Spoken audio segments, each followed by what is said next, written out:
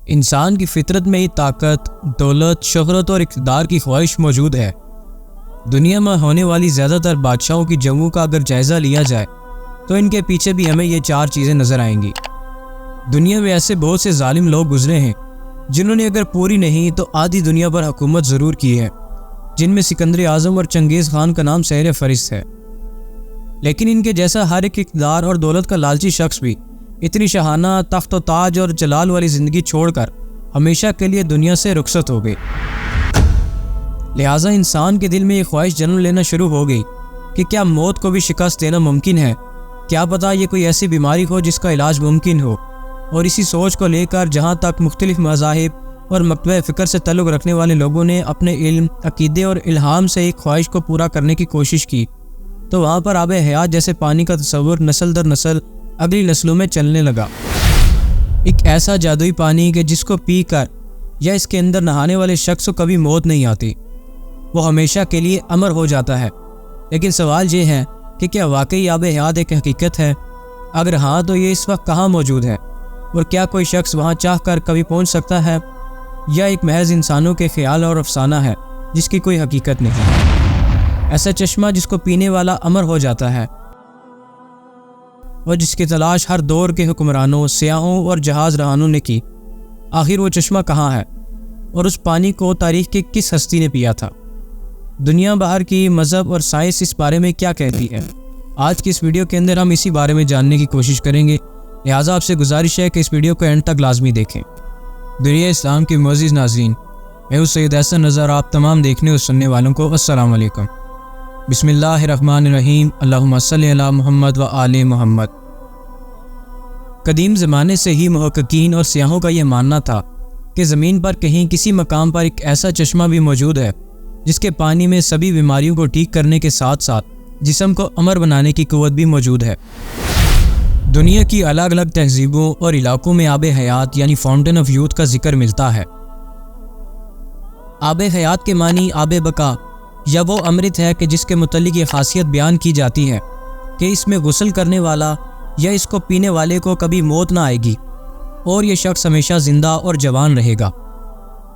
آب حیات کو آبشار، جھرنا، تالاب یا کسی جھیل کی شکل میں تصور کیا جاتا ہے۔ شروعات سے ہی دنیا میں ایسے بہت سے لوگ رہے ہیں جو بہت امیر اور طاقتور رہے ہیں۔ ان لوگوں کو ہمیشہ ہی زندگی کے ختم ہو جانے یا بوڑھا ہو جانے کا ڈر رہتا تھا، اس لیے ایسے لوگوں نے زمانے قدیم میں اپنی بڑھتی عمر کو روکنے یا اس کو پیچھے لے جانے کے طریقوں کی کھوج کرنے کی کوشش کی، جن میں عہد وسطیٰ کے مشہور بادشاہ اور جرنیل شامل ہے۔ تاریخ میں آب حیات کا سب سے پہلا ذکر قدیم یونان کے مشہور تاریخ دان ہیروڈوٹس کی تحریروں میں ملتا ہے۔ ہیروڈوٹس نے اپنی کتاب ہسٹوریا میں افریقہ میں آباد ایک قدیم قبیلے کا ذکر کیا ہے جنہیں میکروبین کہا جاتا تھا۔ یہ نہایت ہی طاقتور، جوان، لمبے اور خوبصورت لوگ تھے جن کی اوسطن عمر کم سے کم 120 سال ہوتی تھی، جو کہ آج کل کے انسان کی اوسطن عمر کا ڈبل ہے۔ اتنی عمر کے باوجود وہ جوان دکھتے تھے۔ ہیروڈوٹس کے مطابق میکروبین سہارا ریگستان اور افریقہ کے شمالی علاقوں میں آباد تھے۔ میکروبین کی سرزمین میں ایک خاص قسم کا چشمہ بہتا تھا اور یہ چشمے کا پانی ہی ان لوگوں کی لمبی عمر کا راز تھا۔ ہیروڈوٹس نے لکھا کہ جب یونان کا بادشاہ میکروبین کی سرزمین میں پہنچا تو ان لوگوں نے بادشاہ کو وہ چشمہ دکھایا جس میں نہانے کے بعد بادشاہ کا جسم نہایت ہی چمکدار اور چکنا ہو گیا اور اس کے جسم سے ایک خاص قسم کی خوشبو آنے لگی۔ اس چشمے کا پانی اتنا کمزور تھا کہ اس میں کوئی شے نہ تیر سکتی تھی اور نہ لکڑی اور نہ ہی ہلکی چیز۔ ہیروڈوٹس نے مزید لکھا کہ میکروبین کی لمبی عمر کا راز شاید اس چشمے کے پانی کا استعمال کرنا ہے۔ آب حیات کا ذکر ہمیں قرآن سے تو نہیں بلکہ تفاسیر کی کتابوں میں ضرور ملتا ہے اور اس کے متعلق کئی روایات نقل کی گئی ہیں۔ لہٰذا آب حیات اور ذوالقرنین کے متعلق امام زین العابدین نے ایک طویل قصہ بیان کیا ہے، جس کے مطابق ذوالقرنین جو اللہ رب العزت کے ایک نیک بندے اور بادشاہ تھے، فرشتوں میں سے ایک فرشتہ ان کا دوست تھا جس کا نام رافیل تھا اور وہ آپ سے ملاقات بھی کرتا تھا۔ ایک دفعہ حضرت ذوالقرنین نے رافیل کو کہا کہ آپ آسمان میں اپنی عبادت کی کیفیت کو بیان فرمائیے۔ اس پر رافیل نے آپ کو بتایا کہ آسمان پر ایسے فرشتے بھی موجود ہیں جو ہر وقت حالت رکوع میں رہتے ہیں، جو کبھی بیٹھتے نہیں، اور کچھ فرشتے حالت سجدہ میں رہتے ہیں جو کبھی سر نہیں اٹھاتے اور کہتے ہیں پروردگار ہم تیری عبادت کا حق ادا نہیں کر سکتے۔ یہ سن کر ذوالقرنین رو پڑے اور کہا، اے رافیل، میری خواہش ہے کہ مجھے لمبی عمر ملے تاکہ میں اسے اپنے رب کی اطاعت و عبادت میں گزار سکوں۔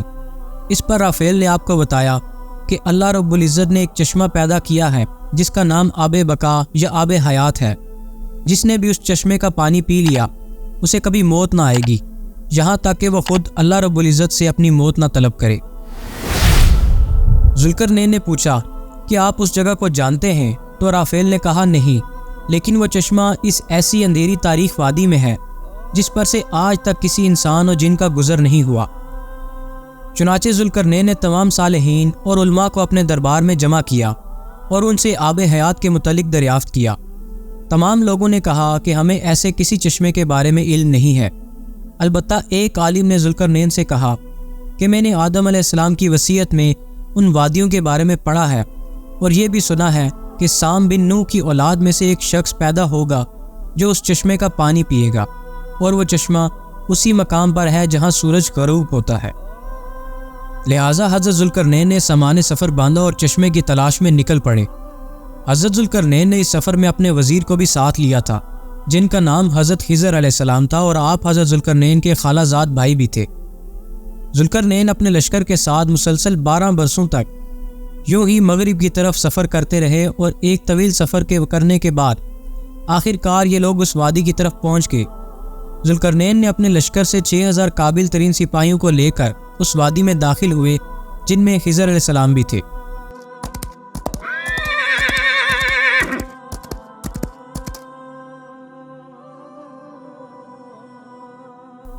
اس وادی میں داخل ہوتے ہی طوفان آ گیا اور زوردار بجلیاں چمکنے لگی۔ اس وجہ سے ذوالقرنین کا لشکر بکھر گیا، اور جب کچھ دیر بعد طوفان رکا تو حضرت ذوالقرنین داہنی طرف جا پہنچے جبکہ حضرت خضر بائیں جانب چلے گئے۔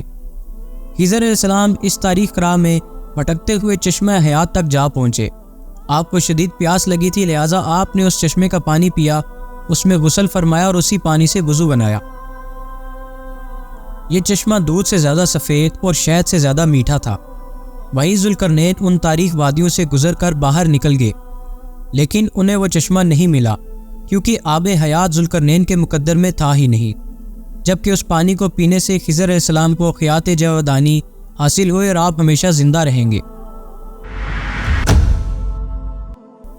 دی الیگزینڈر رومانس نامی فارسی تنصیف جو دنیا کی سب سے بڑی سلطنت قائم کرنے والے بادشاہ سکندر اعظم کے سفر کے متعلق لکھی گئی ہیں، ان تحریروں میں بھی آب حیات کا ذکر ملتا ہے، جس میں بتایا گیا ہے کہ سکندر اعظم اپنے سپاہیوں کے ساتھ چشمہ حیات کی طرف نکلا تھا، اور لمبے سفر کے بعد وہ اس تاریک سرزمین کے قریب جا پہنچا تھا۔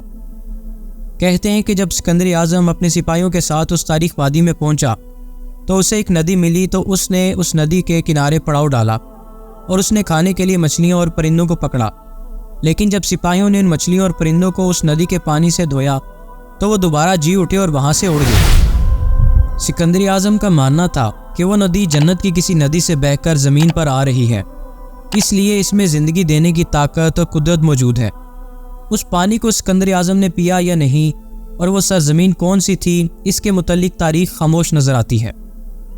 اگر غور کریں تو اسی طرح کا ایک واقعہ حضرت موسیٰ علیہ السلام کے متعلق قرآن کریم میں موجود ہے، جس میں آب حیات کی طرف اشارہ کیا گیا ہے۔ واقعہ کچھ یوں ہے کہ موسیٰ علیہ السلام ایک دفعہ بنی اسرائیل میں خطبہ دے رہے تھے، تو مجمع میں سے ایک شخص نے سوال کیا کہ اس وقت دنیا پر سب سے بڑا عالم کون ہے؟ تو حضرت موسیٰ علیہ السلام نے کہا کہ وہ میں ہوں، جس پر اللہ رب العزت نے موسیٰ علیہ السلام کی طرف وحی کی، آپ کو میرے بندوں میں سے ایک بندہ 2 دریاؤں کے ملنے کے مقام پر ملے گا، جسے میں نے اپنے علوم میں سے ایک ایسا علوم عطا کیا ہے جو آپ کے پاس نہیں۔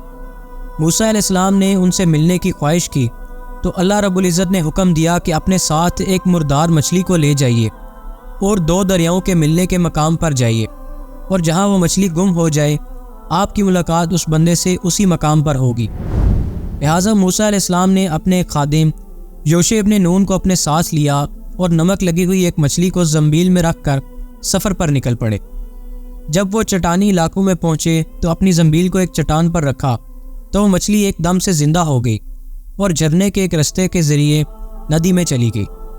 جس مقام پر وہ مچھلی زندہ ہوئی اس مقام پر موسیٰ علیہ السلام کی ملاقات اس بندے سے ہوئی جن کا نام خضر علیہ السلام تھا۔ یہاں سوال یہ بنتا ہے کہ وہ مچھلی زندہ کیسے ہوگی؟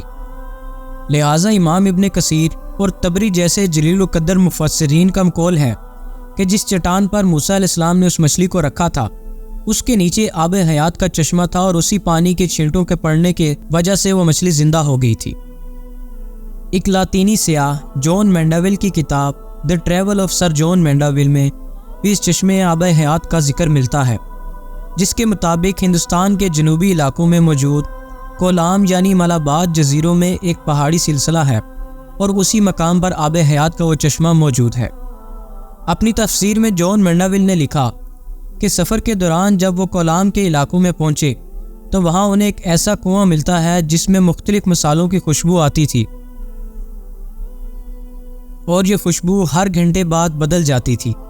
مقامی لوگوں کے مطابق اس پانی سے لوگوں کی بیماریاں دور ہوتی تھی اور اس کا پانی پینے سے انسان بہت لمبے عرصے تک جوان بنا رہتا تھا، جسے ویل آف یوتھ کہا جاتا تھا۔ 11ویں صدی میں آب حیات کی کہانیاں پھر سے تب مشہور ہوئی جب سال 1165 میں پرسٹن جون نے بازنطینی بادشاہ کو ایک خط لکھا تھا جس میں انہوں نے افریقہ کے ایک علاقے کا ذکر کیا تھا۔ ان کے مطابق ایتھوپیا کے قریب ایک واٹر فاؤنٹین یعنی پانی کا چشمہ تھا جس کے پانی میں یہ خاصیت تھی کہ اس میں نہانے والے کی عمر 30 کی ہو جاتی تھی، خواہ وہ کتنا ہی بوڑھا کیوں نہ ہو۔ چشمہ حیات کا ذکر انجیل کی کتاب یوحنا میں بھی ملتا ہے۔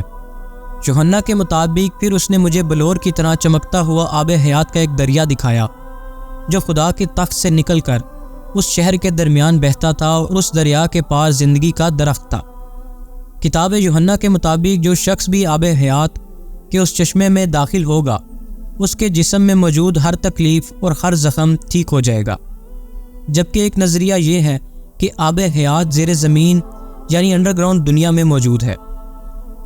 کئی سیاحوں نے زیر زمین دنیا کو کھوجنے کے دعوے بھی کیے ہیں، لہٰذا ممکن ہے کہ آب حیات زمین کے اندر کہیں کسی مقام پر موجود ہو جسے تا قیامت انسانی نظروں سے چھپا دیا گیا ہو۔ دنیا اسلام کے ناظرین، اس ویڈیو کے بارے میں آپ کی کیا رائے ہے؟ ہمیں کمنٹس میں ضرور بتائیے گا۔ اگر ویڈیو اچھی لگی ہو تو اس کو لائک اور شیئر لازمی کریں اور چینل کو سبسکرائب ضرور کر لیں۔